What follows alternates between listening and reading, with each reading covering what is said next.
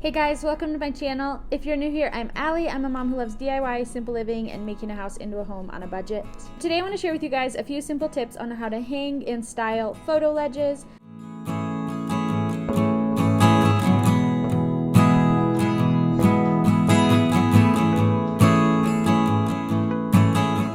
These photo ledges I had built a while back, which it's way cheaper to build them yourself, just FYI.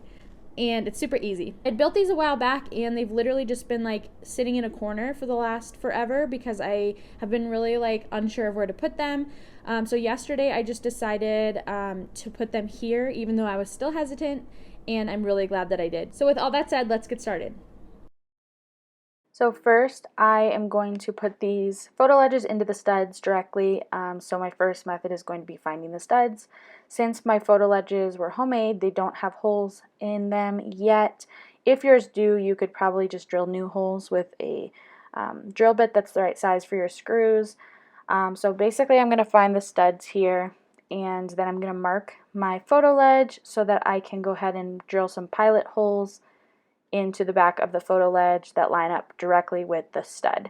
I think that'll be my best bet in terms of being sure that it'll go right into the studs, because that is my game plan here. If you don't have an option to put it into the studs, you can use anchors, drywall anchors. I'm not going to talk about that today just because that's not the method I took, but that is another option if that's where you're at.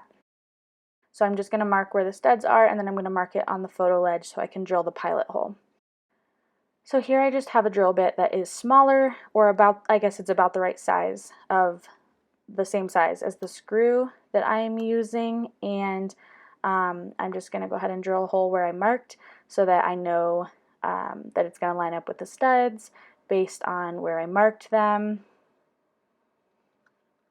So now that I have that hole drilled, I'm going to use these long wood screws and I'm going to drill directly into the studs.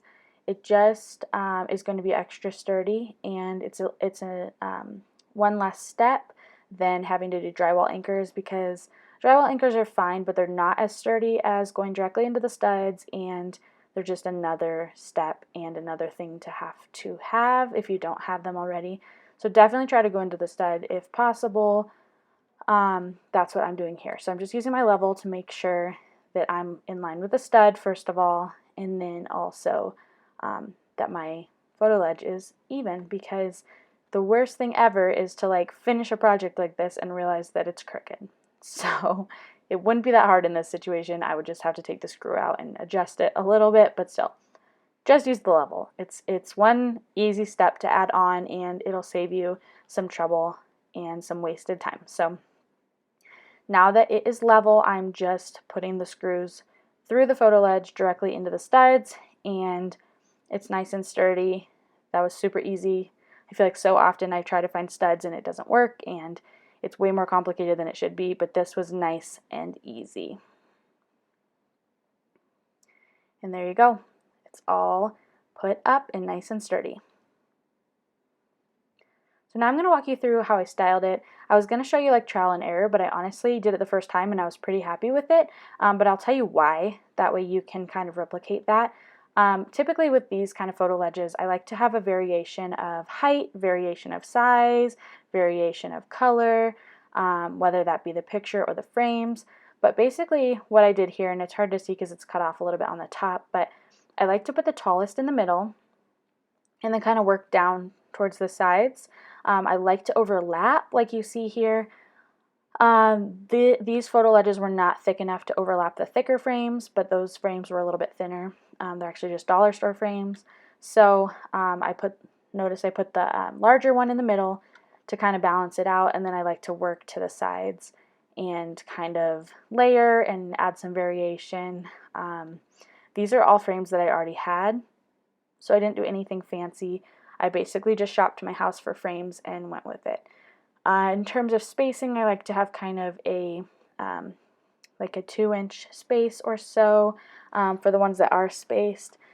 But yeah, it's pretty simple. If you have anything that feels extra heavy, I would probably put that on the bottom just to balance it out, and then the lighter stuff on the top.